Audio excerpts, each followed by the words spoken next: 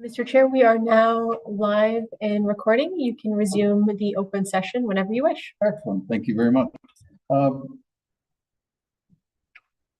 right. Thank you very much, Madam Clerk / CAO.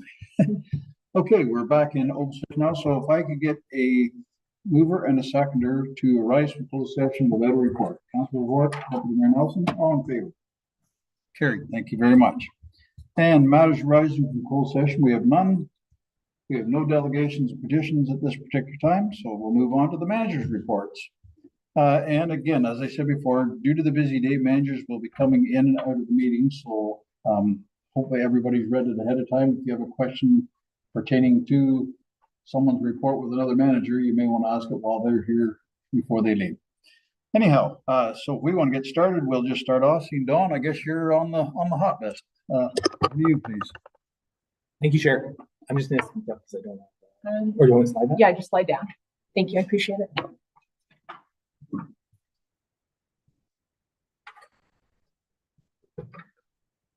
Okay, thank you very much.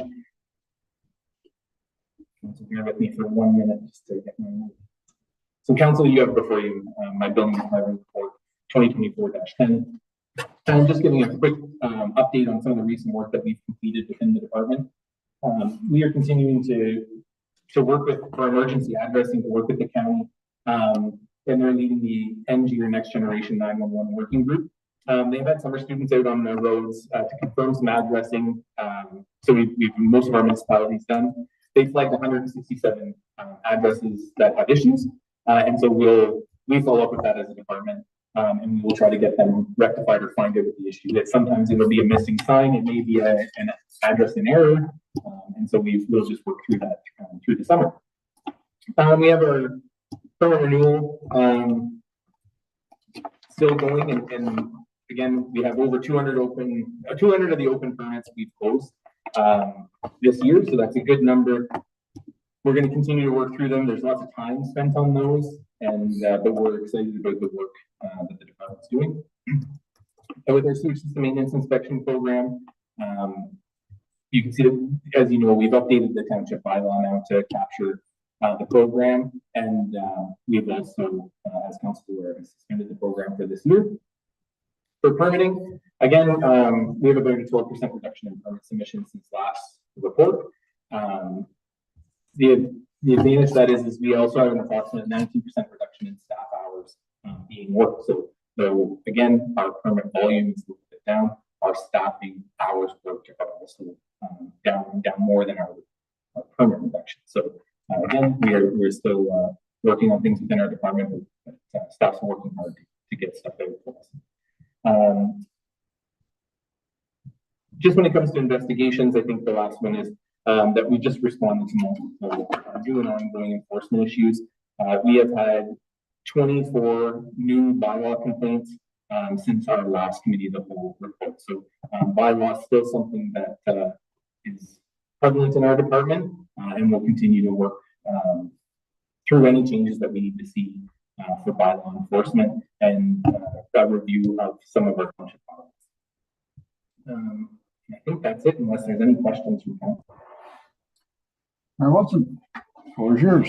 Thank you, through the chair. On the enforcement piece and bylaw, I recall at one point, I don't know if it was a committee report or council report, we were talking about how the department at some point in the future will be looking at some kind of enforcement, specifically around bylaw, and bringing something to council in the future. Are we expecting that anytime this year, or next year?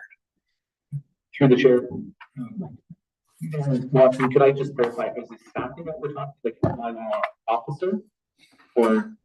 Well, I think it was your plan, so I don't know. But I remember there were discussions, and maybe it was anecdotally even just around, understanding that there is an influx of bylaw complaints, and also kind of packaged around with the short-term rentals and the nuisance bylaws, and needed to put in, like the AMP, I don't know what that's acronyms for, but that kind of looking at it kind of on the macro and where we're going with bylaw enforcement in the future. Through the chair, thank you, Mayor. Yes, it is something that we're still monitoring. This is one of the years that, again, we're trying to compile the information to see what our bylaw numbers are, where most of them are allocated to, so whether they're noise and nuisance, whether they're animal, And then once we get that information, we'll be able to assess what the department needs to be moving forward, whether it's to look into the AMP system, the administrative monetary penalty, and so we can, if that's something that the township wishes to move forward with, whether we're going to just continue to seek enforcement through the POA and how much enforcement needs to be undertaken, or if most of it is with voluntary compliance, the property owners or the people who are not in compliance with the bylaw aware that they're not. And so we're still just compiling the information on that to make sure that we can give a fulsome report to council with accurate numbers. Just to follow up, please, Mr. Chair. So this is your research and data gathering. So to the original question in terms of when we might want to see something or expect to see something potentially come back on law enforcement, we're talking about 2025 or year end 2024. Where are we looking at that? Through the chair. It would depend, I think, on what the data shows. So if we think that there's something new to modify, then yes, probably the end of 2024, beginning of 2025. If it appears that the status quo is working and we're going to be making just amendments to the existing bylaw, and still something that'll be in front of council, but not something that will come from our department for staffing and how we're addressing that. So the data will probably tell us what our next steps are. Thank you. Councilor Johnson. To the chair, quick question on the short-term rentals. Now, the people put in an application to do this, or how do we know who's doing this? Are they taking their permits for this, or how do we do the application? Yeah, through the chair to Councillor Johnson. Council had directed staff when we previously brought this up last year not to implement a permitting or monitoring system. So we do not offer permits for short-term rentals.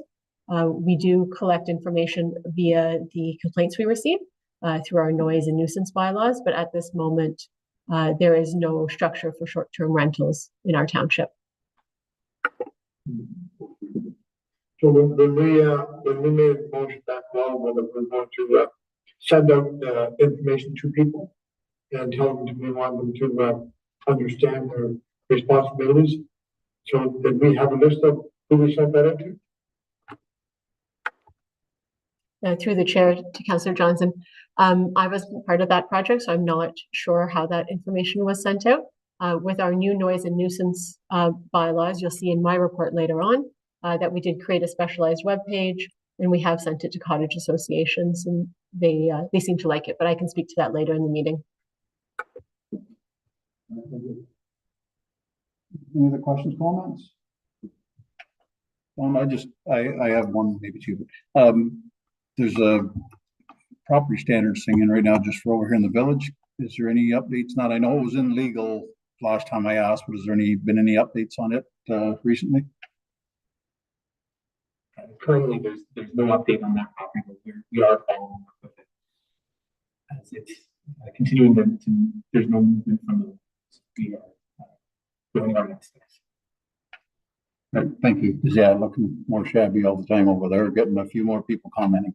And the other thing, and it's just a comment, with the 12% reduction in permit submissions and the 19% reduction in staff hours, with the lowers that, hopefully that's going to give you more time on these ones that you've got to get caught up on. So it's a trade-off for sure, but it's a good trade-off. All right, if there's no other ones, if I could get a motion to receive this, thanks. Deputy Mayor Nelson, Councillor Johnson, all in favor? Thank you very much. Thanks, Don. Okay, moving on to the next one. I see our finance department interim treasurer Paul has showed up. So Paul, the floor is yours. Thank you very much. Thank you, and through the chair to the rest of the council. For you have our quarterly updates now for the finance department, and just a few things that I'll touch on and point out. First one is regarding the HR update. So the point of the update is that we did hire internally, and we have been training that hire and that employee on payroll, but to accommodate the other departments. We haven't fully transitioned. We're getting about 20% of the time. And so the kind of other 80% of that position's duties are being covered off by the rest of finance still, which is definitely taking some of our capacity. We're all sharing those duties, but still been a little bit of a challenge the last couple of months, but we're almost there. And I know the process for hiring the replacement for Vanessa is coming up. Procurement update. So just to reiterate, this is a process that prior to the middle of last year, finance wasn't really involved in a whole lot. This is a process that's now been centralized, and we are coordinating the issuance of the tender and RFP documents, and we're also handling the award and coordinating the council document and the contract. So I think it's a process that's going well, and I think we've had a bit of a learning curve using the system and just getting our staff trained on everything, but I think it's going well. So thus far, we have completed 5 bid processes last year in 2023, and we have completed 5 this year. For the audits and year ends, we are getting close to being caught up. So 2022 was presented last week, and 2023, the auditors will be here on site the week after Labor Day, so we will be spending all summer getting ready for that. And then the remaining projects, the development charges study, the preliminary or the study was presented to council in the updated rates last week. If there's any comments from council or the public, anyone listening in, feel free to forward them on to me. And there will be a public meeting held on August 6th. And the last project, just update, is we're just finalizing the asset management plan. The target is to be presenting on August 6th as well. Thank you, Paul. I think any comments, questions, Mayor Watson? Thank you through the chair. Mr. Premier, you mentioned in your report under HR updates the online payment portal, which I understand has been put on hold until the staffing numbers are where they should be. But can you just speak a little bit to what the goal is of that, what that will look like once it's live? What are we accepting online payments for in the future? It's a project that's kind of evolved as we've dived into the options and what's actually possible, and kind of determining the best system to use for each payment that we take in. So the initial plan was to use our website to accept kind of all payments that we do. Once we kind of dived in, I think we can use the system for the building permit system to collect building permit payments. And so we're going to be setting up links and direct people to the right place.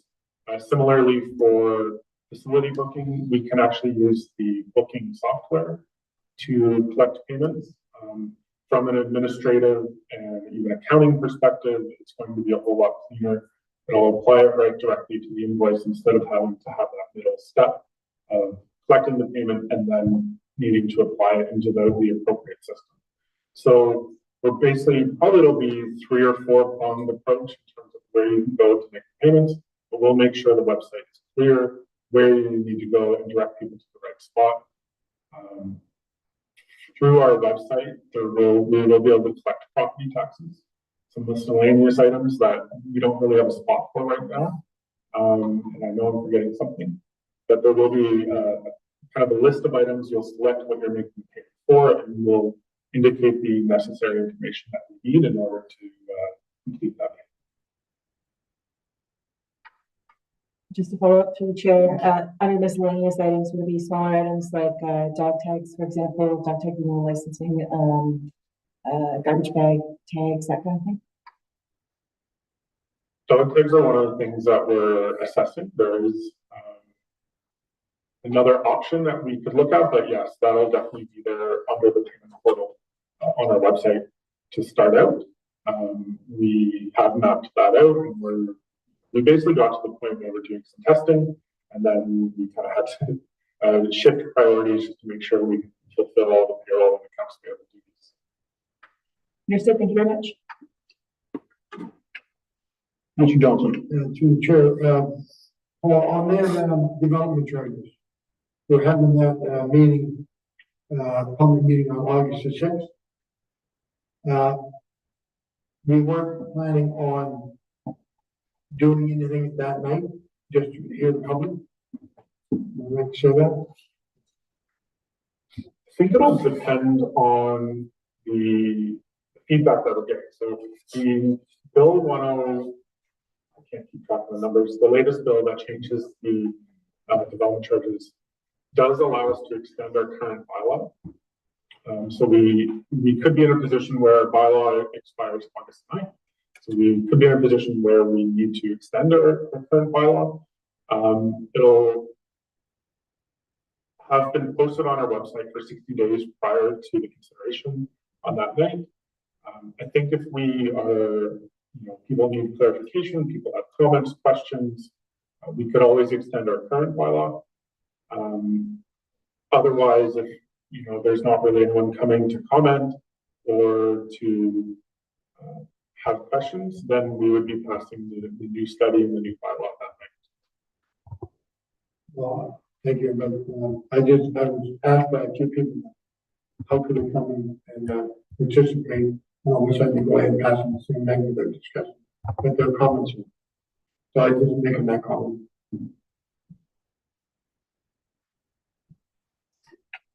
Councillor Brewer. Thank you, through the chair. Quick question that kind of ties in procurement and the audit. I'm just curious when the last time was that we had put out an RFP tender process for our audit work. Through the chair, that's a good question. I'm not sure the exact year. I know it has been a while and it is on the docket to do.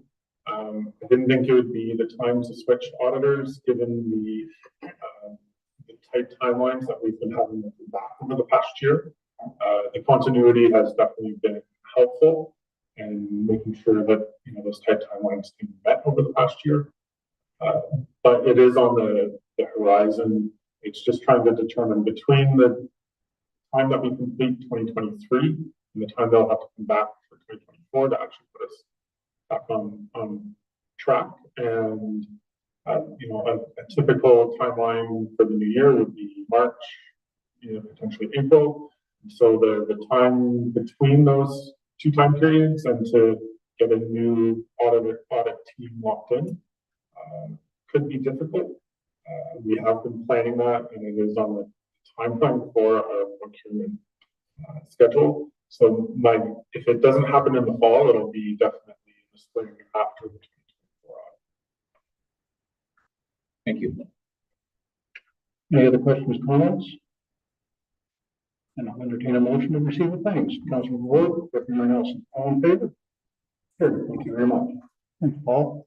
All right, moving right along. Looks like Mike, Recreational Facilities, you're on the floor. Thank you very much.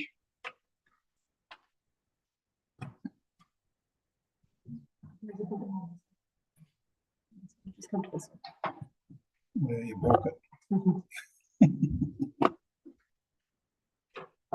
My apologies. Good morning.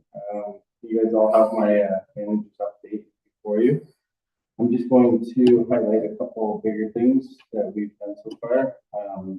One of the biggest things that we've had this summer has been the offset girls rugby banquet.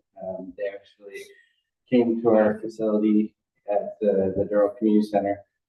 It was very well received. We've had nothing but good things. We haven't been hearing anything but good things. It was for 540 girls for breakfast.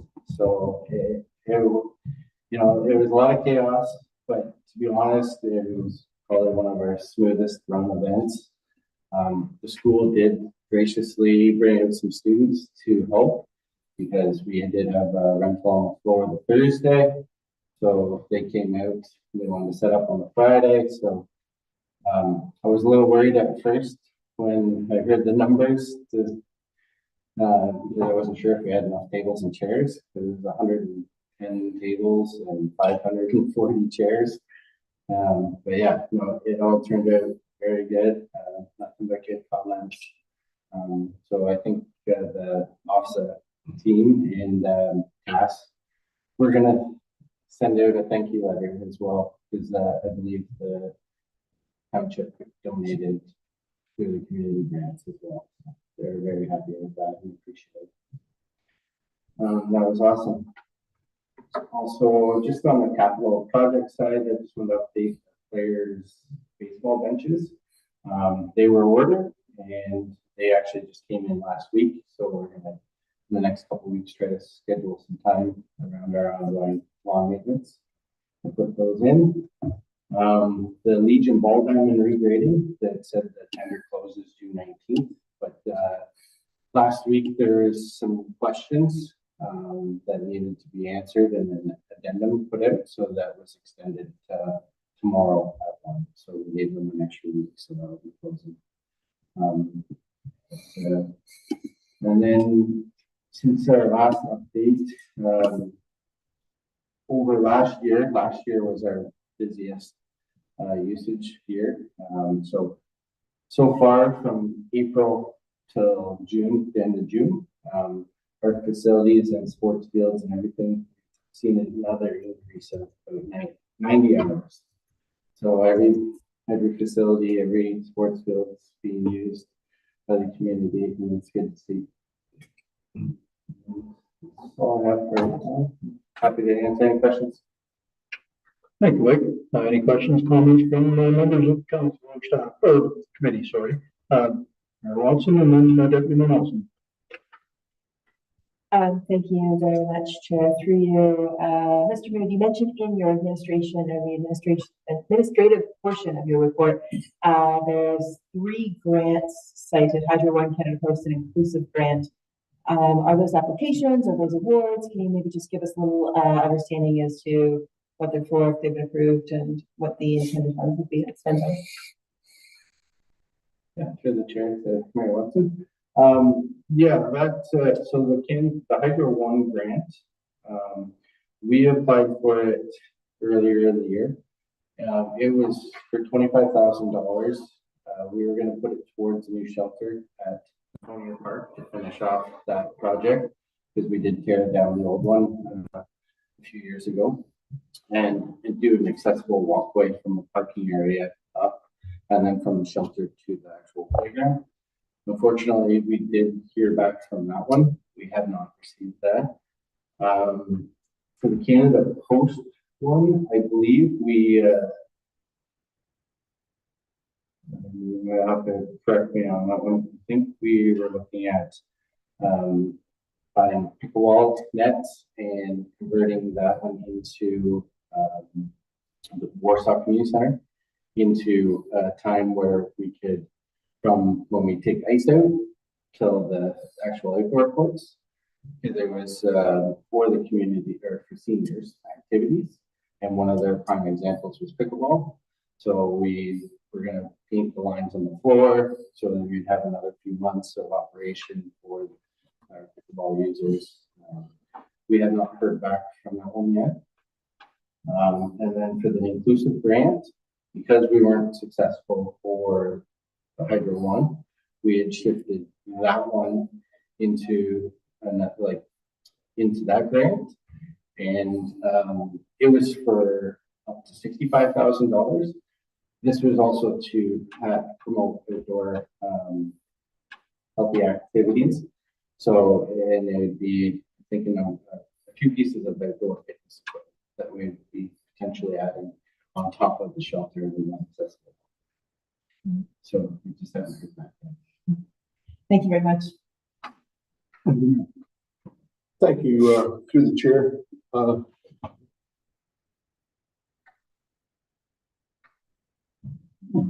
don't.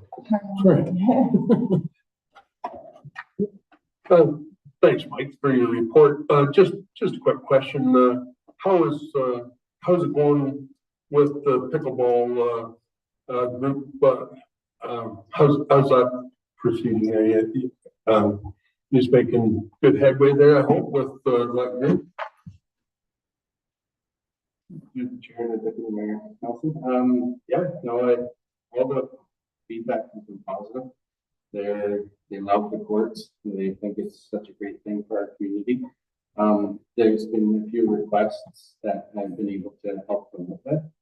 We did put a lockbox at the site, with our, nets in them. And then one of the requests is the windscreen. I think part of the one grant, was to include the windscreens. But because it's for the second location than the Warsaw location, we had to take that part of the grant, so maybe next fall we'll put it into our budget for the following year. Because for quality pickleball windscreen or windscreens for tennis and pickleball, we're looking at about $3,000 to $5,000 for that. To 3 to 5.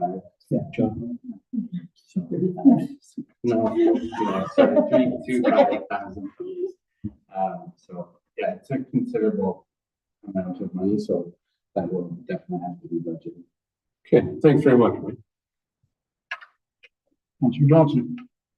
Yeah, through the chair. Hey, Mike. Just a couple of quick questions. The rentals for the arenas for the summer, we got any good bookings, as far as, events or weddings, or how do we stand for the most arenas for the rentals? Through the chair, the Councillor Johnson. We are on par with like our regular nightly rentals. We have all the same people coming back, like our ball hockeys and our, roller derby. So we've already had one roller derby event, which is, which wouldn't go legal. We have another one coming July 13th. On that same day, the food truck is renting the half the parking lot, so they want to do a little bit of music and do a car show with and motorcycle show essentially on the other side. So I talked with roller derby, and they're okay with the other half of the parking lot being used for that, which could help them out in having some crossover. People interested while they're there to come in and see what they do. We do have a couple weddings booked. We're starting to see some of them come back since COVID, but other than that, nothing big out of the ordinary stands out right now, but definitely look into that a little further and get back. And the other one question was, when you had that 540 girls for that banquet, how many what can we have in that banquet? This one, the extra, right? So how many can we have in that banquet? What's the one from it? To the chair, to Councillor Johnson. The current capacity for the ice surface, we can revisit it and look at it, but the last totals that we had was 1,000 people. And getting back to the pickleball question, we decided not to charge any fees right at the stage. Is that right? Currently, if they would like to secure a spot, they're charged the $30 per hour for the court, unless if they want to show up and there's other people using, they'll just have to wait their turn. It's been limited to 45 minutes for use. So once your time's up, then you allow somebody else if they're sitting there. So you were charging $30 an hour for the ones that were scheduled? Yes. And then how do they pay for that? Who do you pay? Through the same with our booking system. And then they get something on paper or like Yeah. something? Yeah. So Phone saying that they booked it. yeah. So at the actual port, there is a QR code.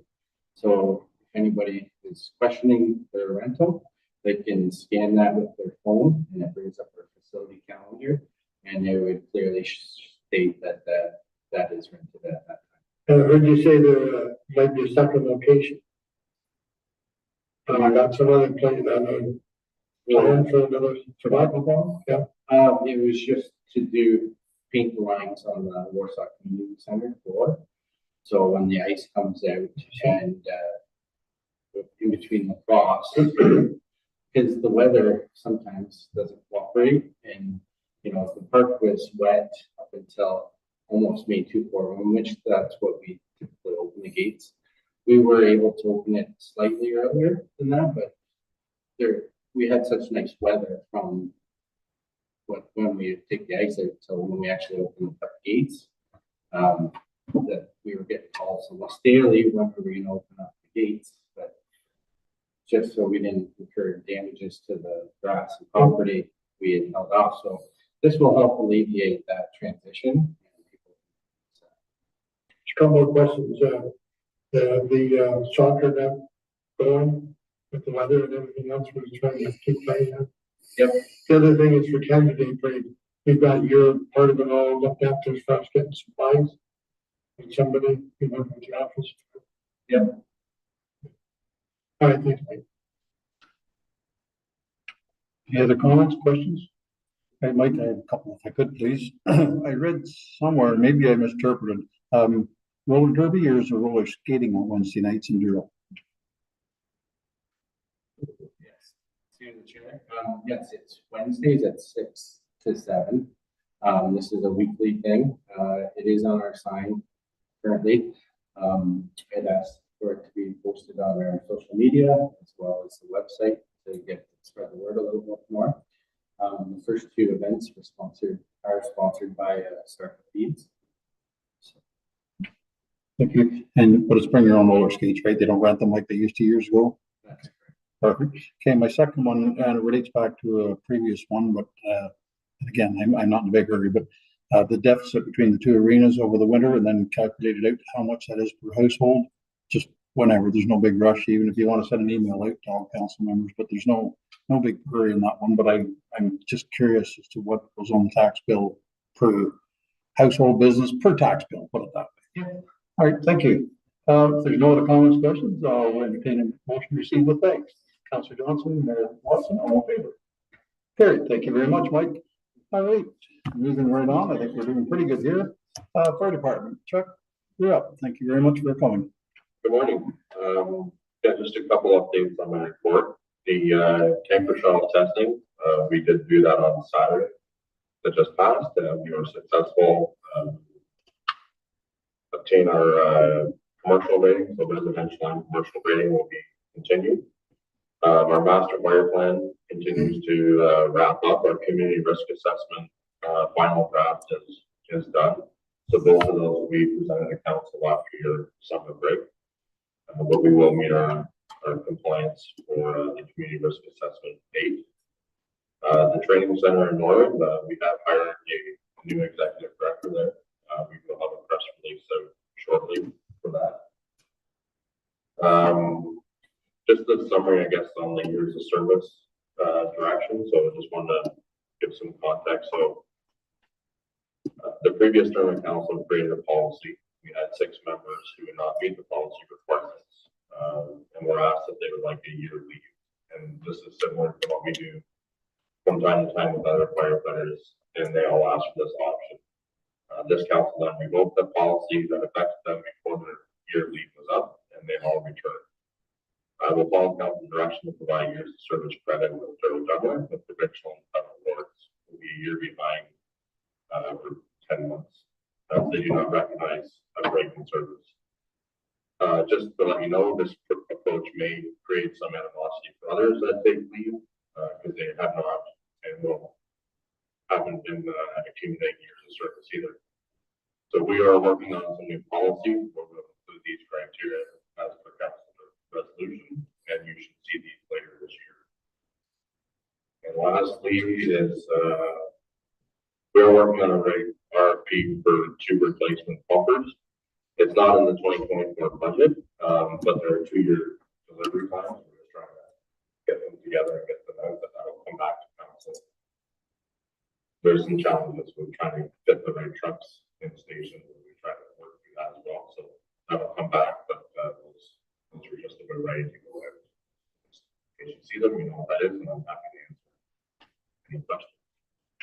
Excellent, thank you, Chuck. Staff, members of the committee, Mayor Watson, you're the floor.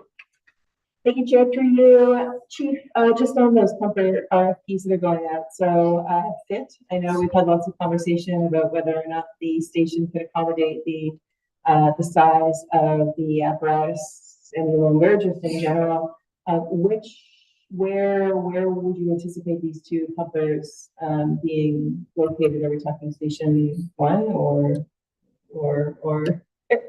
please? Yeah, through the chair. So, one vehicle is originally for station one, and the other one is originally for station four.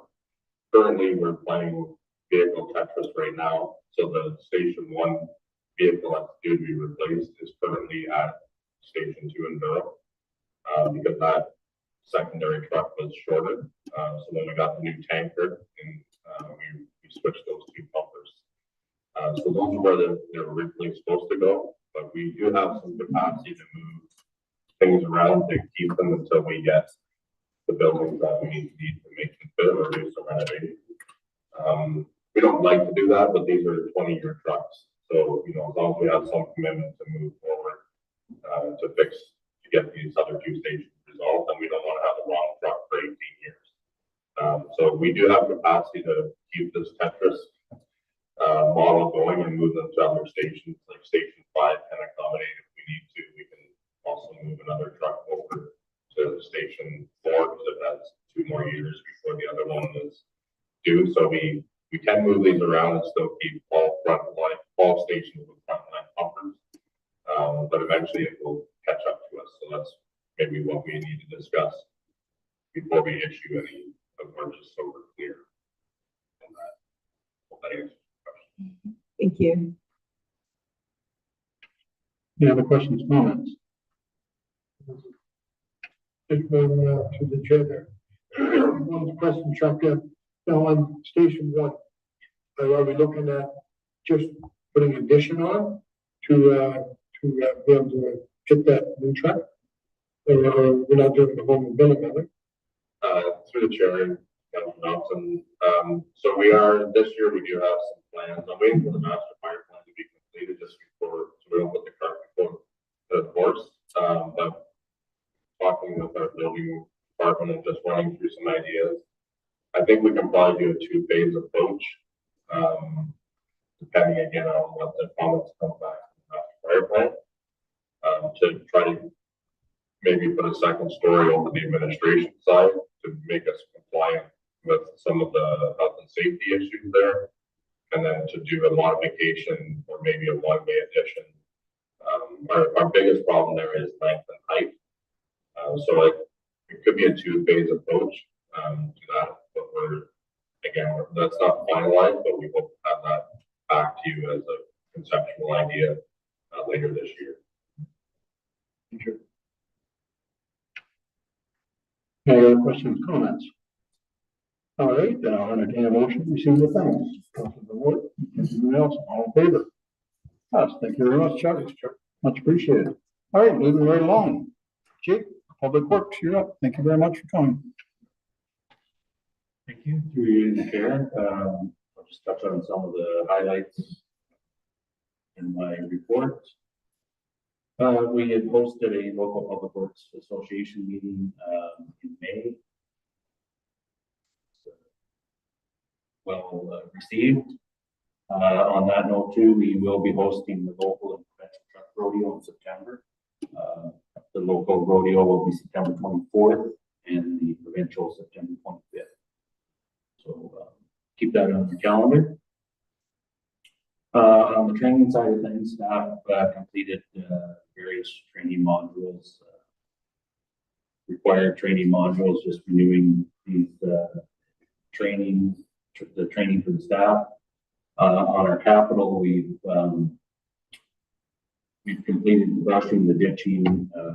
Currently, we're completing the culvert replacements on the 4th line of Douro-Dummer. Pulverizing of the road surface will be completed after that, along with gravel and then completed surface treatment to finalize the project. Dummer Hospital Road is a we're completing with Asheville Norwood, their leading project. I can let you know that brushing has been completed, ditching completed, and the project is scheduled to be completed in July. The gravel resurfacing contractor is scheduled for July to start the gravel applications within the township, and our surface treatment contractor is scheduled for August. The pulverizing on the fourth line will take effect approximately 2 weeks before the surface treatment contractor comes. So we get our gravel on it and get it compacted. Operational, we've completed our road sweeping. Calcium applications are well underway with about 80% complete. We've also completed the roadside grass mowing in the municipality.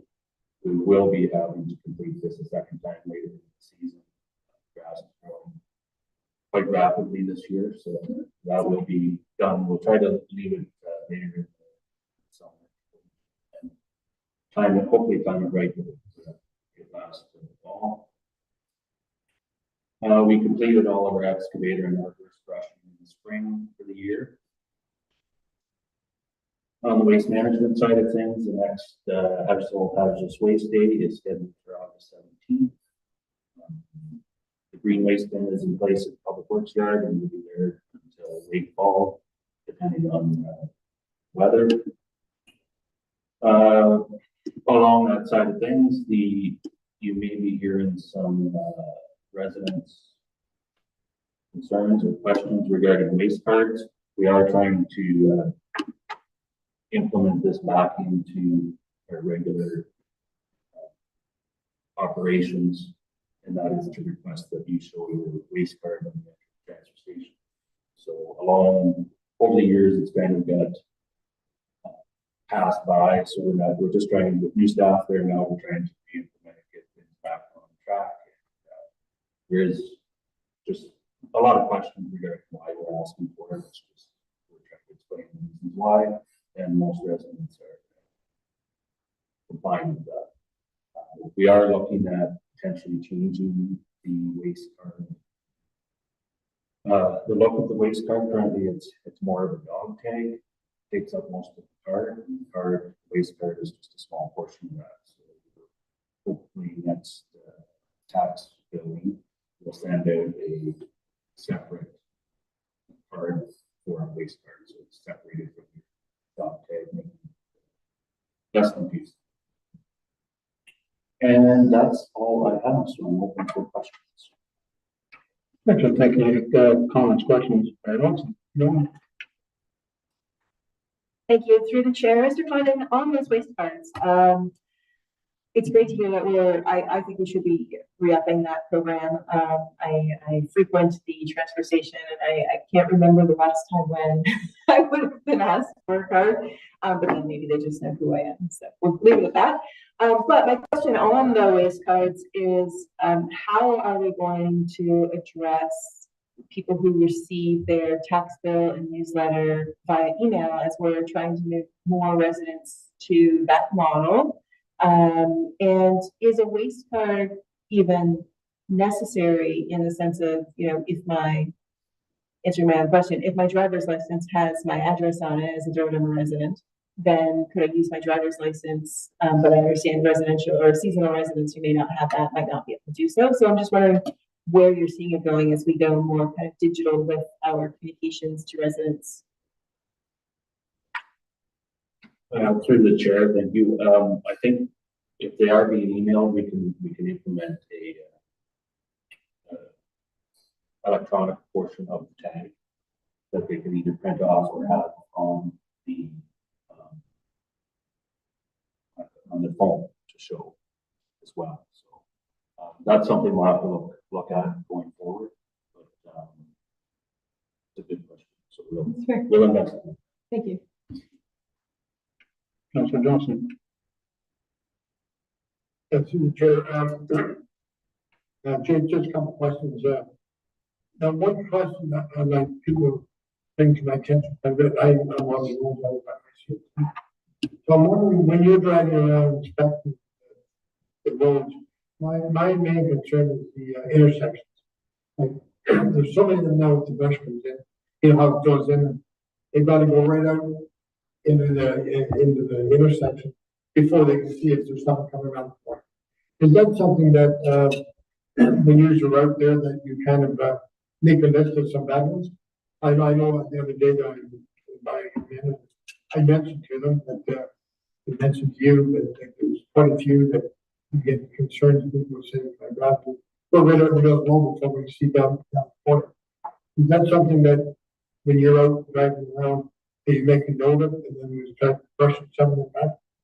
I know it's a concern every year, but I just see it right now. There's quite a few of them going right out the, driving out in the intersection. Yeah, through you, Chair, we do make note of on our road patrols of those locations. With our roadside mower, it only reaches in so far, so a lot of those intersections we can't get with the roadside mower, so we try to get a significant list together before we put the brush head back on the big machine and send it out to make more efficient use of the time. But we do have a list of locations.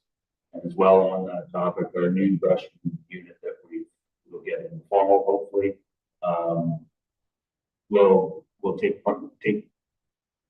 probably use that machine because it has a 25-foot reach to get it around those corners and get back as far as we need to do and mitigate those concerns. Okay. And then just to follow up on my question about the waste point, now if someone went to the landfill site and they didn't have the card, they're not used to taking the card, are they being turned away, or how are they addressed? No, we're not turning anybody away. We're just asking them to bring it the next time they come. So, Showing some kind of. yeah, nobody's being turned away. They take their license plate number and just ask them to bring it the next time they come. Any other questions, comments? All right, Jake, getting back to the transfer station, excuse me, sorry. I do show my card every time I ever hit the sun visor, so it's like, you know, and the girls do ask what the new girls, they come out, take your license number down and want to see the dump card right away, which is great. And maybe it's going to get people used to having it carried or whatever. I did ask when I was up on the weekend if there's any, kickback. I know we've had problems up there before with some unruly people, which happens everywhere, and maybe the heat adds to it and that, but contractors too. Like, I mean, and I'm trying to think, and I should have gone back and looked, is there a sign out by the gate that says, this is, for hazard or household waste, that kind of stuff, hazardous waste when we have the time, recycling products, this is not a construction waste facility, that's one on Stony Lake Road. Because I think they ran into that here just recently too, with someone that was quite upset the fact that, and I also said contact me. If somebody gets really unruly, I don't think the ladies up there need to put up with that. Now, if it's Saturday or Sunday, I mean, they can still call you because you're the supervisor, but it's just something that, I made them aware that don't take that, make a phone call and get somebody to help you out because there's no reason for you to take that abuse. Thank you. No, thank you for that, because I do ask the attendants as well not to commit any problems or if there's something being unruly, just let them pass and we'll deal with it after. So as far as contractors, there is a sign out there. It is not, contractors are not permitted. We have had a bit of pushback with the card, specifically for cottagers or family cottages, mostly where there's multiple members of the family using it. So when somebody leaves, they have the card. So in that circumstance, we just request that they take a picture of the card, show it on the phone when that other family member comes, because there is only one copy of the card. So, which they're fine with that once we figure that out and just have them show a picture of it. And yeah, the waste connection site is for contractors. And sometimes they do come there. I think it's just they're doing work for a resident and they feel like they can come to the transfer station to get rid of that garbage, but they're just asked to go down to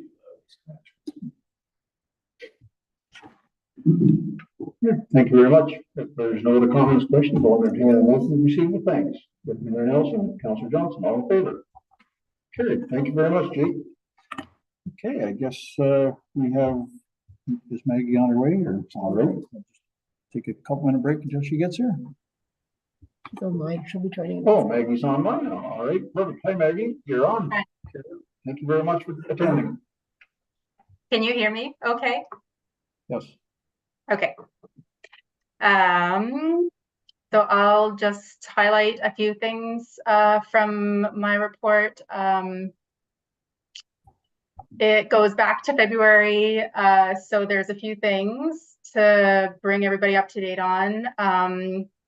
In terms of programming, probably the biggest thing we're doing right now is the launch of our summer reading club here at the library for the summer. So that's this Tuesday. We've been working on that. And that runs all summer with weekly activities here at the library. We've also been working on developing some outreach ideas. The board wants to get out into the community more, hopefully towards the end of the summer. So we're looking for locations just to go do some pop-ups and spread the word about the library.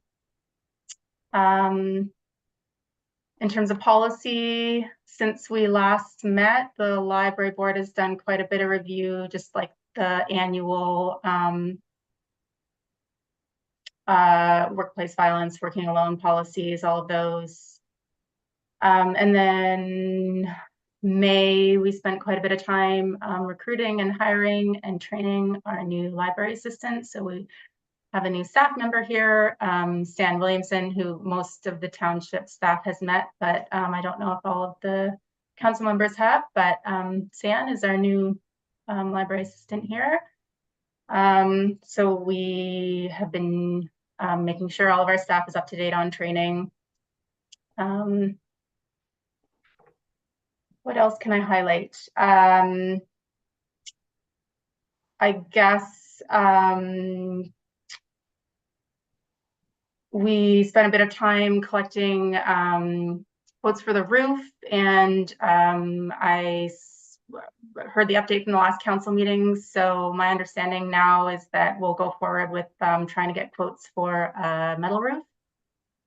So I'm working with Paul on that. And then, yeah, our stats are there. They're same as always. We have almost, well, probably by now, more than 50 new library members since we last met. So that's that, if anybody has any questions for me. And it's very hard to hear, actually, anybody who's not speaking directly into their mic, just for our viewers at home as well. So I will try to hear.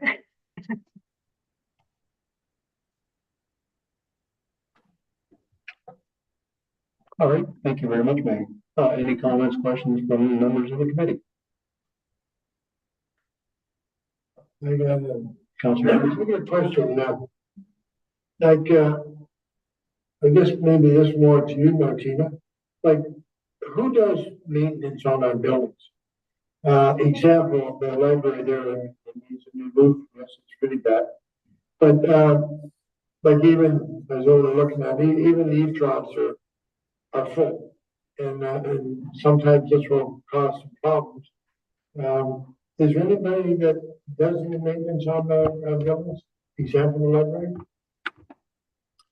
Through the chair to Councillor Johnson, no, we don't have a facilities maintenance manager. So each manager is kind of responsible for the building they operate out of. So if there was an issue at the library that's not within Maggie's purview, she would let the township know, and then we would make arrangements for that to happen as per the MOU that we had talked about. So we don't need to get a ladder on there for Maggie? We would not ask Maggie to go do that. Okay, well, something I like it because there's some instances that they need a little bit of maintenance. Anyways, thanks for the report, Maggie. All right, thank you. So you still having problems hearing? Like, can you hear me fine, Maggie, or is it still? It's more over towards the end of the room there, actually. Yeah. I can hear you fine, Tom.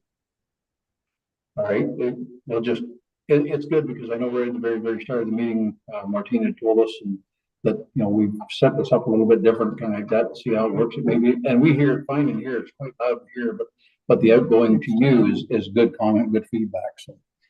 All right, so if there's no other comments, questions, I'll entertain a motion to receive with thanks. Deputy Mayor Nelson, Mayor Watson, all in favor? Good, thank you very much, Maggie, and I guess we'll see you at our next meeting in July, if not before. Thank you. All right, so that's, we're moving right along very, very well here. Planning Department update. Christina, you're on. Thank you very much for coming. Well, thank you, Chair Watt and members of the committee. You have before you report planning 2024-18. I'm not going to go through the whole report, but I will highlight a few items. We are still working towards implementing the cloud permit planning module. We have been collaborating with staff from the County of Peterborough and the lower tier municipalities to standardize the application forms on the cloud permit platform. The Technical Advisory Committee for the County Official Plan met in April and May. At our last meeting, we did continue reviewing the proposed modifications as they relate to the draft provincial planning statement. Our last meeting was on June 20th, and we have scheduled an additional 3 more meetings for July, August, and September. And council does receive the minutes of those meetings on the regular scheduled council agendas. Our planning inquiries, pre-consultations, and formal applications continue to be received, and they don't appear to be slowing down. I would say the number of property inquiries so far this year is just over 50% of the total we received last year. We've also already exceeded the number of rezoning applications that we've processed this year compared to last year. And we are on track, if not possibly exceeding the number of severance applications that we received for last year. Both our Donwood and Hallsland subdivisions are working towards clearing their draft plan conditions. The draft plan approval was extended for the Hallsland subdivision until September 14th, 2025, so another year extension on that one. Bill 185, which is the Cutting Red Tape to Build More Homes Act, did receive royal assent on June 6th, and I am reviewing the changes that has made to the processing of planning applications, and we're going to make any necessary modifications. Mostly the highlight for that, I think that's going to impact, is that they have expanded the removal of third-party appeal rights, which is, so they did initially, the Planning Act changes prohibited third-party appeals for severance applications, subdivisions, and consent applications, or sorry, minor variance applications.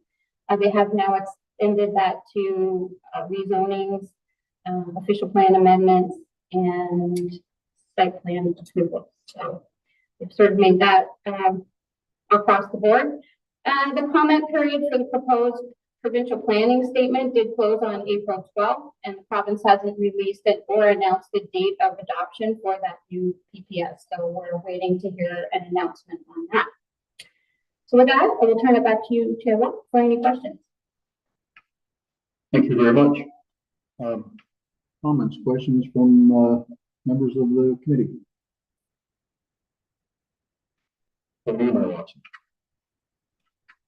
Thank you. Through the chair, Ms. Coulter, Bill 185. Can you just, you just went through it quickly. My head was processing the appeal. So they've expanded the appeal, which basically minimizes how much appeal you have. Yeah. Can you just walk me through that a little bit more slowly? Thank you. Through you, Chair Watt, to Vera Watson.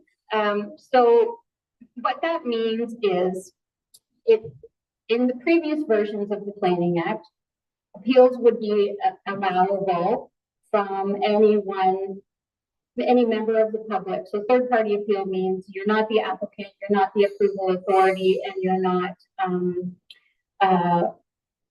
one of these specified persons, or bodies, which is also identified in the Planning Act as usually they're utility groups railroad organizations, that type of thing. So it used to be that a neighbor could appeal a decision of the approval authority for any of the planning applications. In the first round of the changes to the Planning Act, they limited those appeal rights to the first set of applications that I spoke of. So I believe it was subdivision applications, minor variances, and severance applications. In the latest version with Bill 185, they have, when I say expanded, they have added additional planning applications that no longer are able to be appealed by neighbors, third-party people. And so what are those additions again? Your rezonings? So it would be rezonings, official plan amendments, official plans, site plan approval. I think that covers all of them. So official plans. Yes.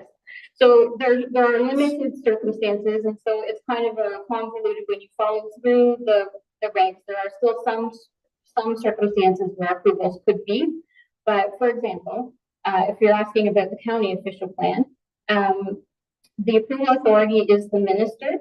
There are no appeal rights when the minister is the approval authority. There never have been. That is not a new addition based on 185. Understood. So in theory, and I apologize, I'm through the chair, just a bit of a back and forth here.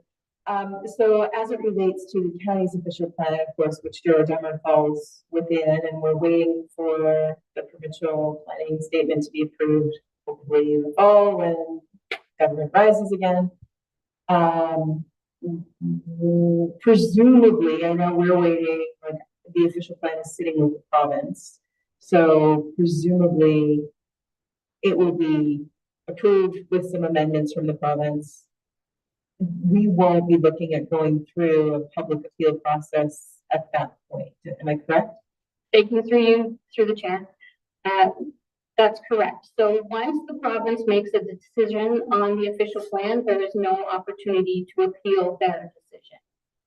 There will be, hopefully with the county official plan, I believe when we recommend, the TAF recommends modifications based on the new provincial policy state or provincial planning statement, that will come back to councils for review, and council will be able to hear what the recommended modifications are.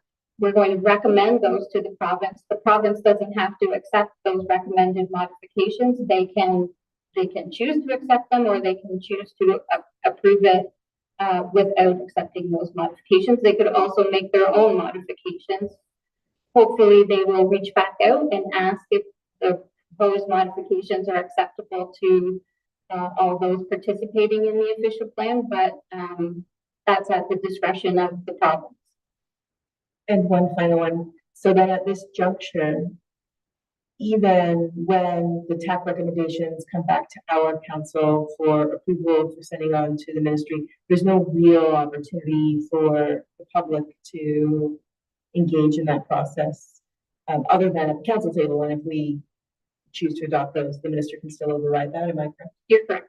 Yes, there's no further public consultation process. The prescribed process has already occurred, but you're correct. There will be, if it comes back before council, if and when, there will be a public process where the public can speak to, if they choose to, on an agenda that they can speak to it, but the prescribed public process has occurred. Understood. Thank you very much for the clarification. Any other Councilor Johnson? Yeah, I got a question there. You know, one concern I'm still hearing out there is how long it takes to get, talking with you, is a severance. Like typical people I talk to, but planning, of course, said you got to allow 3 years. Well, to me, that doesn't make sense. Is there, are we slowly getting rid of some of the red tape that we can get these through, as long as they follow all the regulations, of course, but to get them through faster? Is there any way we can help the people to try to get some of these severances through faster? Thank you, through the chair. So currently we have 44 severance applications that are active. The longest one is from 2012, where the applicant has asked that it be paused until they work through some criteria. When an application receives a decision, it has 2 years to complete any conditions of that severance. If they don't complete those conditions within the 2-year time frame, the severance lapses and they would have to start over again. So once the decision has been made, that 2-year time frame, the onus falls back on the applicant to clear their conditions. That's up to them. So they need to get a survey, they need to rezone a property. That's on the applicant. The time frame and the prescribed time frames under the Planning Act have stopped with the exception of that 2-year lapsing date. The majority of the applications that I can say that we received last year were submitted without the benefit of the studies that were recommended. So folks just wanted to get their severance applications through the door under the current official plan, knowing that some policy might change in the proposed official plan. So the county accepted the applications with the acknowledgement that they weren't totally complete because the studies weren't done. So we're waiting for those studies to be completed, and then they'll need to be peer reviewed. So again, it was a get the foot in the door under the existing legislation to work towards. So I think overall, the severance applications do move fairly quickly through the municipality. I'm not sure about the comment relating to it taking 3 years. I would say that from the time an application gets submitted to the time that there's a decision is usually about 6 months if everything has been completed and all of the studies submitted. I was going to say one other thing, which was what I've forgotten. But is it about how we've spent the process internally? Yes, thank you.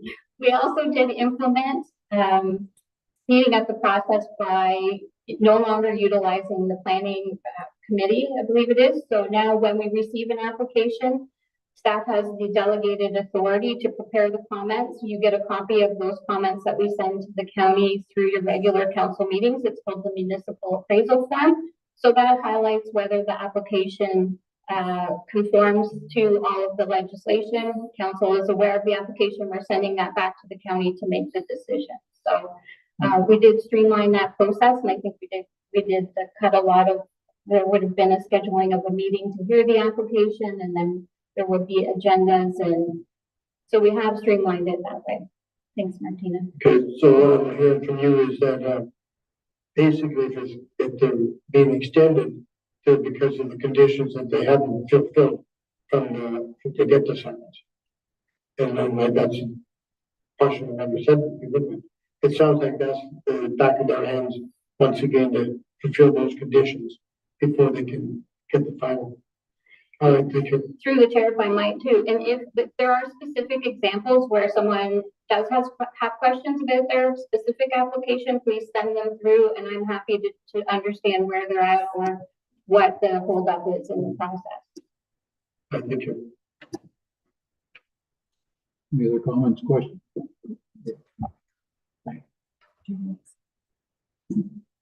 Any other comments, questions from the committee? All right, Christina, I just have one here, if I may, please. The cloud permit planning module, and I'm guessing it ties into the one with the building department, like, you know, that they'll be intertwined somehow. So, and I know I've mentioned it, Dawn, a few times, and it probably relates to more, but I mean, our township, the cloud permit that they have sends out an email. If there's something missing or something not ready to go, it sends out an email. And I'm still stuck on with a lot of comments I get from residents that I don't get email or I don't see email. Or I maybe check it once every 2 weeks because that's not their, like a lot of them don't have a smartphone or computer even still, amazingly enough.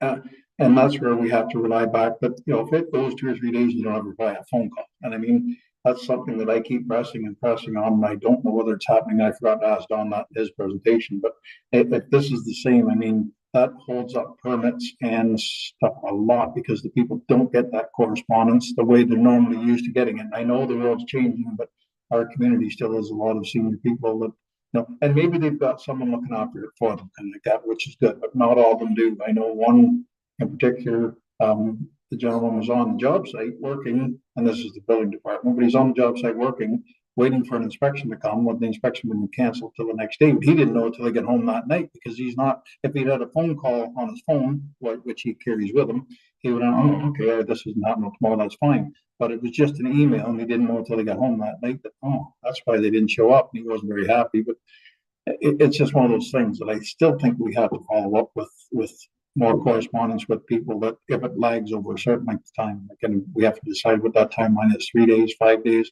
If there's nothing back, literally a phone call asking me saying, hey, this is going on, this is what's missing in your application, this is what's missing, whatever. So they know what's going on and try and bring it up. I know it's a little more hassle, but I really, really think with our community, that's kind of where we really need that extra personal touch in there. Other than that, I don't need to comment on that. I just wanted to put that forward. If there's no other comments, questions, obviously, entertaining that motion received with thanks. You're welcome. Everyone else is on good. Okay, thank you very much. All right, and last but not least, acting CEO Clerk Department's update. Martina, the floor is yours. Thank you.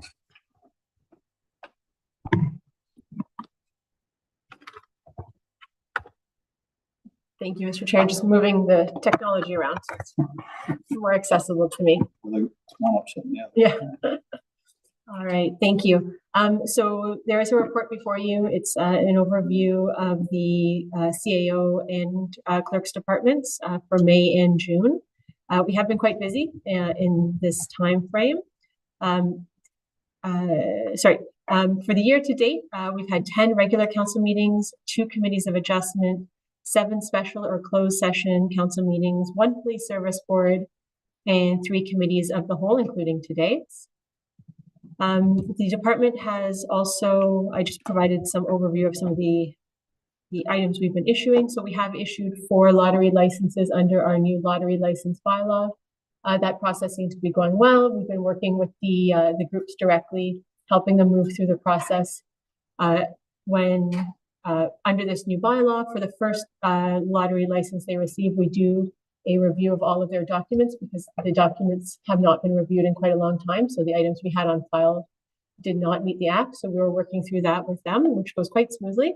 And then we're able to issue licenses much quicker once that review is done, because we're not going back and asking for additional information. So that's been quite positive. For records management, our new records retention bylaw was recently approved by council. And so now we are working to create policies and procedures to implement the bylaw and schedule. Staff are also investigating records management software and options to digitize paper records. Just on that note, many communities across the province are dealing with these same questions. And there is a group that, like a loosely created group for small and rural municipalities who are dealing with these questions, so we can work together to try to find efficiencies, so we're all not spinning around trying to find these answers ourselves. We're trying to work as a group to find solutions that could work for many of us, or most of us. For FOIs, we have received 15 FOIs to date. In 2023, the township received 8 FOIs in total. So we're already almost exceeding last year's by double. As council may know, like, these requests take a large amount of staff time to process, and the program is not at cost recovery. The fees are set by the province, so we are not able to change the fees that are charged. And so the cost of the FOI program is borne by the taxpayers in the township. We've been providing support to the planning department. We also provide support actually to all departments, especially the CAO's office. On the complaint front, we have received 9 complaints via the township's complaint policy. 8 have been closed, and 1 is currently working through the steps of the policy. It was just received last week. For our project updates, on the police service board, as you know, we're moving to a new board configuration as the act has been changed. The new board has met not as a full board, but as the staff of each community that's part of the new board have been meeting to create a terms of reference we are not able to meet as the new board until a terms of reference is created, which will allow us to select community members to sit on that board. We've also attended 2 Chamber of Commerce events to meet with local businesses and community agencies. These meetings, I think, have gone well. These events are really well attended, and it's been a pleasure to meet with community members and businesses in the area and chat with them and put faces to names. So that's very good. Further to that, we've also been attending meetings for the Peterborough County Economic Development Transition Committee.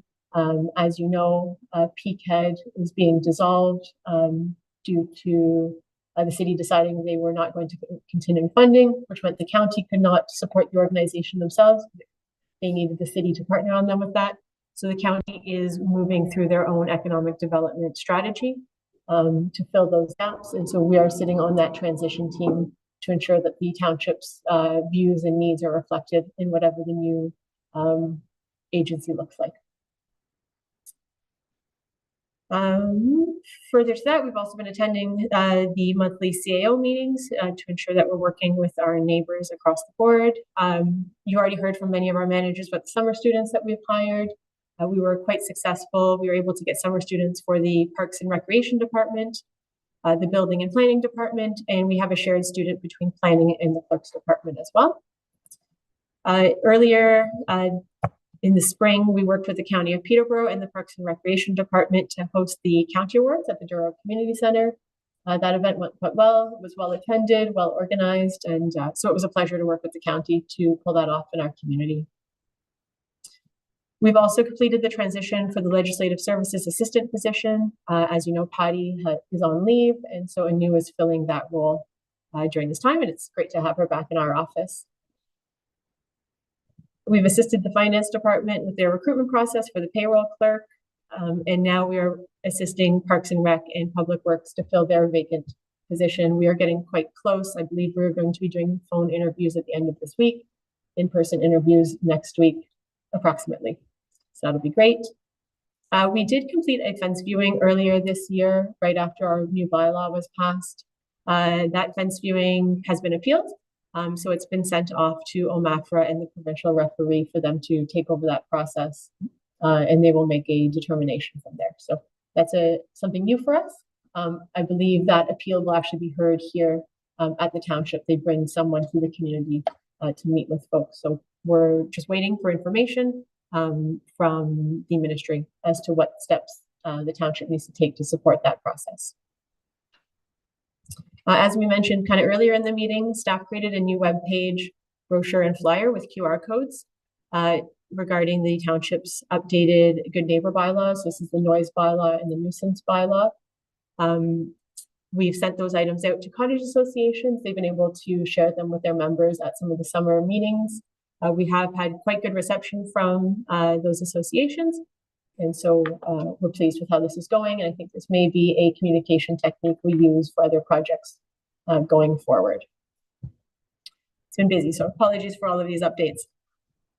So the township's strategic plan was approved by council in May. It is on our website, and staff are now working on producing printed materials to distribute to the community, which was council's direction. To provide you an update, staff are working on the 2024 community tree program. We will have information released in July to the community on the costs and dates to register for the program and on tree pickup. We did include notice in our recent tax bill that this program is running and to let people know to start looking for information in July so that those without internet access could still be informed and would know how to contact the township. We do have a few new tree species that we're going to be including this year based on community feedback. There was requests for more trees that support local pollinators. And so we have been able to find tree species that not only work with our community and our soils and our environment, but also have flowers on them, which will support local pollinators. So, and then we'll have the classic maples and oaks and things like that we had last year. So it'll be a good mix, and I believe the cost for the trees will be quite close to what we were able to provide last year. So still a significant subsidy to ratepayers who participate in that program.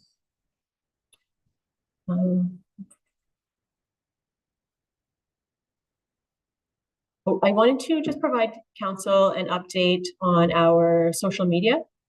So we currently have 240 subscribers on YouTube. Our videos on YouTube are quite well watched. So we see not only that they're being watched live during council meetings, but people are also going back to them after council meetings to review them. So we have quite a few views on many of our videos, which is great. We want people to be able to go back and see what we've been working on or what updates are available to them. We also have 342 followers on Facebook, and we reach 8,400 users with our Facebook posts. We've gone through the analytics to figure that out. So I think that's great. We also have 199 followers on Instagram. So a little slower on Instagram, but it's growing as well. And it's great to provide these new avenues for us to communicate with our residents and provide information to such a wide-ranging segment. Lastly, I did attend the AMCTO conference in Blue Mountain. Just to keep council aware, I've been reappointed to the Legislation and Policy Advisory Committee, and I also continue to be the chair of the Peterborough County Municipal Managers, Clerks, and Treasurers Association. We do have a new name. It will be announced at our next meeting. It won't be such a mouthful. So I look forward to letting you know about that soon.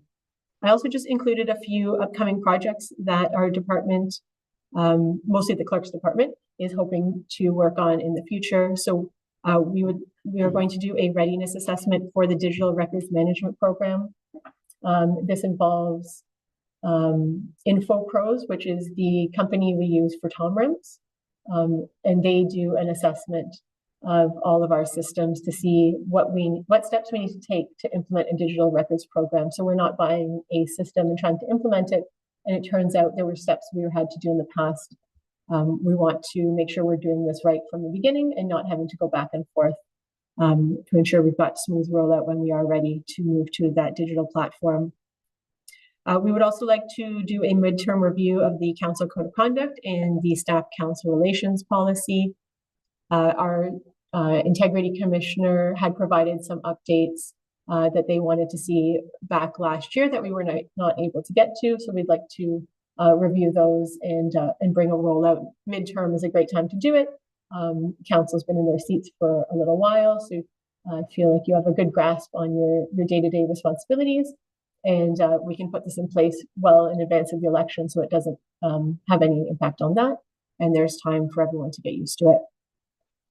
Further to that, we are also investigating with the fire department a community alert system for emergencies and township notices.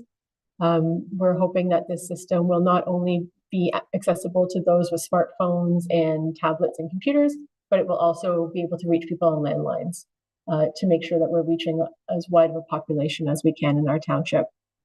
We're also working with IT staff to plan our move to Microsoft Office 365. And we're hoping to tackle a midterm review of our township policy manual and the election signs bylaw. We know that there may be some snap elections called either federally or provincially in the next while. So we want to look at that election sign bylaw and make sure it's in place well in advance of those possible elections to ensure that everyone can participate fairly. So that's my update, and I'm happy to answer any questions that you may have. Excellent, thank you very much. Comments, questions from the members of the committee?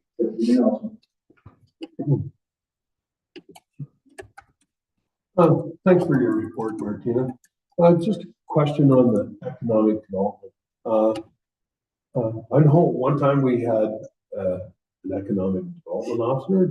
Do we still have that, or who kind of looks after the economic development for our township? Through you, Chair Watt, to Deputy Mayor Moher. The CAO's portfolio includes economic development.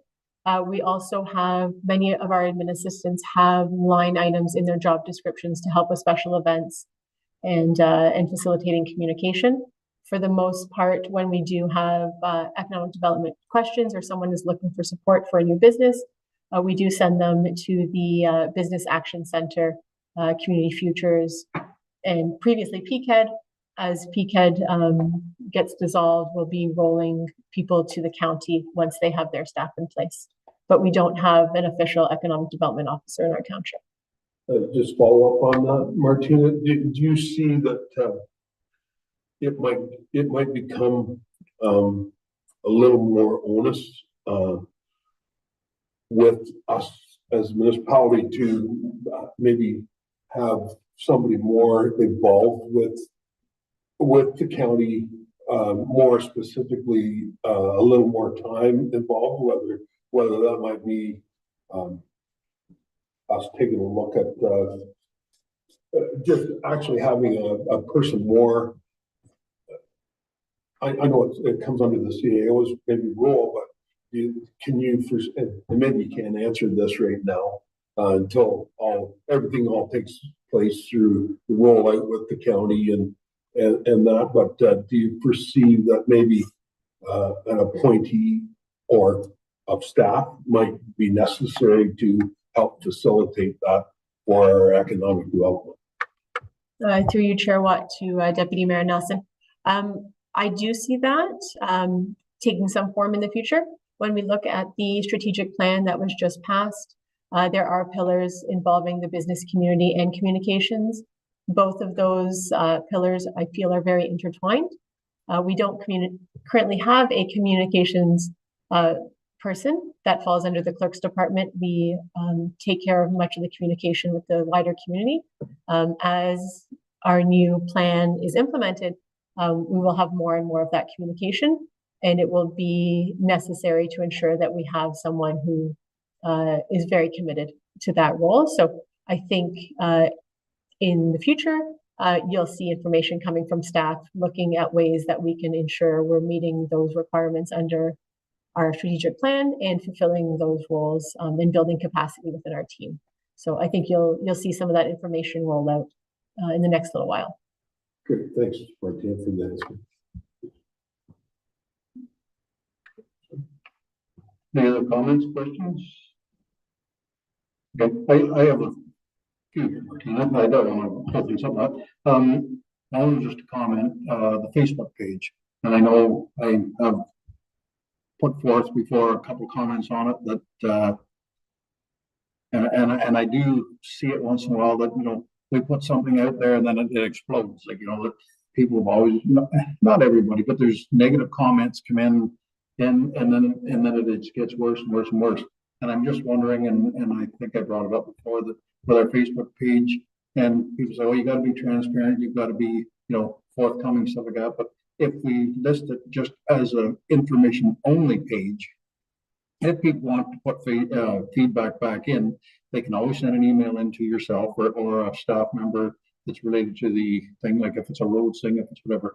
But I don't know, I've seen too many of them that happen and blow up. And this is just for thought. I mean, I'm not making a motion or anything like that. I just food for thought that maybe we look at making that Facebook page just for information only. You're still going to hit all these people out there, but you know, it's just going to cut back, because how do you answer stuff like that? It's someone just gets carried right away. Anyway, that's one comment. Have we received any invitations for Upper Stony Lake Association meetings? Because I think one's coming up fairly soon. I think there is one forthcoming for BPOA. I think it's in August. And I did say I'm going to it, but I just haven't seen. They usually send us a formal invitation, and I'm not even sure the Lower Stony. I don't know if we've ever had one before. I don't think I've ever seen one. But anyway, if we do get those, you know, I always like to go to the Upper Stony Lake one, and I have said I was going to go to the BPOA one. So just if anything comes up. So I can't even read my own writing. Elevator. And it was just being a smart aleck. When I was walking in, Peggy was coming down with a cart full of things that we got. And I just, being a smart aleck, I said, why did you use the elevator? She goes, because it doesn't work. So I didn't know that it didn't work. And I didn't know whether anyone here on council or the committee knows that. But it is something that is it a problem? Is it something we can look at? Is it a big cost to get it fixed? Because I think we're looking at, especially with our building department downstairs here, now we may have people come in that have that accessibility need, that they can't come down the ramp, even though it is a very, very good ramp down the stairs. Maybe they need that elevator to get down here to the department. Is that something we can look into, and whether we need to send this back to council for a resolution for the money, or I don't know what the cause is, but I think it's definitely something we need to get fixed. So I'll let you answer that one before I go on to my last one, if I can do my own motion. Thank you, through the chair. So I'll address all 3 points that you've made so far. So for Facebook, if we were to close the public commenting features off on our Facebook account would no longer reach as many people as it does. If you don't allow two-way communication on your Facebook pages, the algorithm punishes you and reduces the reach, thank you, of the account. So that is one thing we would have to take into consideration. We are quite lucky that the county now has a communications team on staff. And Tracy Bertram runs that, and you may remember her from her time at PCAD as the director of tourism, and then she went to Halliburton. Now she's back with us, which is really exciting. So we have been chatting with her and her staff when we have things to put on Facebook that we're not sure how to post, or we need advice on how to spread information. And so they've been very good helping us with those issues going forward, and we'll continue to rely on them for advice and assistance if anything does blow up in the meantime. But knock on wood, I think we've learned things as we move forward, and we're going to keep making that a better and better two-way platform for everyone. As for the cottage associations, I believe we have received some invitations. They were on previous consent agendas. We can look through and pull all of those and send them to you via email, but I don't know them off the top of my head, but I know we've received a few. So we can go back and look for that. As for the elevator is exceptionally expensive to repair. It has not worked appropriately for quite a long time. Even pre-COVID, we were always struggling with repairs and maintenance on that elevator. The style of elevator we have is more labor intensive than other styles of elevator because it had to fit in a certain space when the addition was built. Before my time, it was here when I got here, but anyways, in 2022, we did some minor repairs on it and then asked what we would need to do to ensure that it meets the TCSA compliance and fixes the pre-existing issues. We did get quotes on that. They were quite large. We decided we could not invest that type of money in an elevator that's rarely used, because it was rarely used. Staff did not want to use it because they were concerned about getting stuck in the elevator, which had happened to people in the past. So we decided we would shut it down for now, and we would bring it back in the budget because it's a large capital request. And then we wanted council to be able to consider it. In the meantime, we do have the ramp, and we have offered other solutions to folks who need to visit the building if we can't accommodate them. We're always happy to accommodate people upstairs where we have all the front counter and meeting space and things like that, instead of having people come down here. So we try to meet them where it's best for them. But yes, the elevator has not been operational for a while, and it is because of those expenses. We're just trying to be cognizant of where our resources can go. Thank you. I can't remember writing for the last one, so I guess it doesn't really that important.